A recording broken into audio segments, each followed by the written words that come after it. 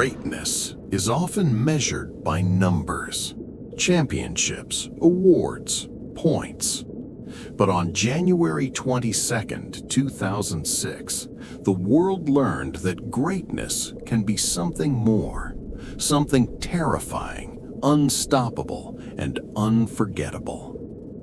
On that night, Kobe Bryant stepped onto the court in Los Angeles and delivered one of the greatest individual performances in the history of sports. 81 points. A number so surreal, so impossible, so outrageous that it still echoes through time. But to truly understand what happened that night, you have to understand who Kobe was and what was burning inside him. The Lakers were no longer the dynasty of old. Shaq was gone. Phil Jackson had just returned after a year away. And Kobe Bryant, now alone, carried the weight of an entire franchise on his shoulders. People doubted him. Critics attacked him. They called him selfish, said he couldn't win without Shaq, said he couldn't lead a team on his own. Kobe heard every word, and he stored it inside him like fuel. The 2005-2006 Lakers weren't a championship team. They were average, below average even. No superstars, no depth, no expectations. Except one: Kobe's expectations. He demanded greatness from himself, even if no one else could match it. And on January 22, 2006, his passion, pain, skill, anger, and brilliance collided in one explosive night. The Lakers faced the Toronto Raptors, a team struggling, a team with nothing to lose, a team that saw an opportunity to embarrass the Lakers on their home court. From the very start, the game felt strange. The Lakers were slow, flat, unfocused. Toronto controlled the tempo. They hit open shots. They pushed the lead. The crowd watched in frustration. The Lakers were down by double digits. Nothing was working. No player besides Kobe could get anything going. But Kobe wasn't angry at his teammates. He wasn't even angry at the Raptors. He was angry at himself. Because he saw something he hated, a game slipping away. That was the moment the switch flipped. Kobe started scoring, not casually, but violently. He attacked the basket with fury. He hit fadeaways with perfect balance. He split double teams like they weren't there. Toronto defenders looked helpless. Every possession felt like a personal battle. Still, at halftime, Kobe had only 26 points. Nothing historic, nothing legendary.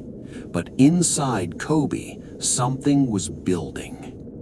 In the second half, the game transformed into a canvas, and Kobe Bryant became the painter of destruction.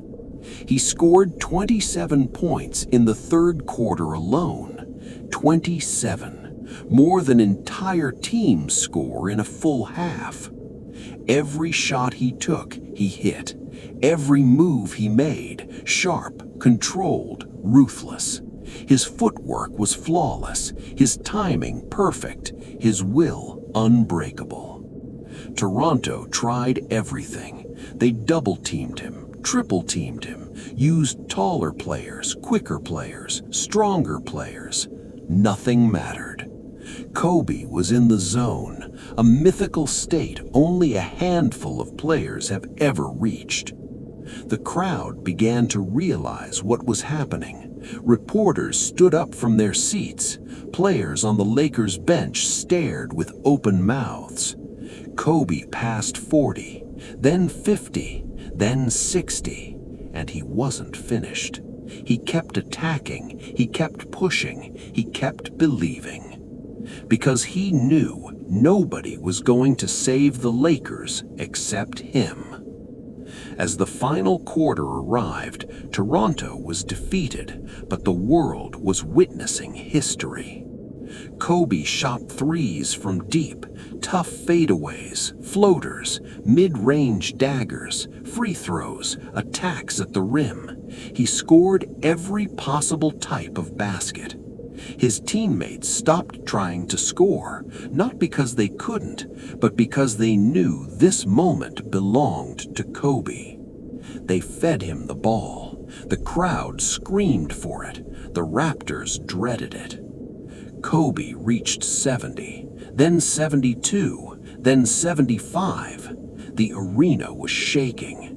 With every point, the impossible grew more real. With every shot, the legend grew stronger. Then came the moment. A free throw. Calm, simple, historic. 81 points. The second highest scoring game in NBA history. A number only Wilt Chamberlain had surpassed, and even then under completely different conditions. Kobe did it in regulation. No overtime, no stat padding, no mercy. Just pure Mamba mentality. When the final buzzer sounded, Kobe didn't jump in celebration. He didn't scream. He didn't flex. He walked off the court like a man who had simply done his job. Because for Kobe, this wasn't a miracle. It was the result of preparation, discipline, obsession, and a fire that never went out. After the game, Kobe said, "I'm just glad we won." Reporters asked if he knew how many points he scored. He said, "I thought I had about 70. But the truth is, he didn't need to know, because Kobe Bryant didn't chase numbers. He chased greatness. He chased moments like this, moments where the world stops and watches in awe, moments where the impossible becomes real. The 81-point game wasn't just a performance, it was a message that skill, passion, and relentless willpower can transcend limits. It reminded the world that Kobe wasn't just a scorer, he was an assassin, a perfectionist, a legend.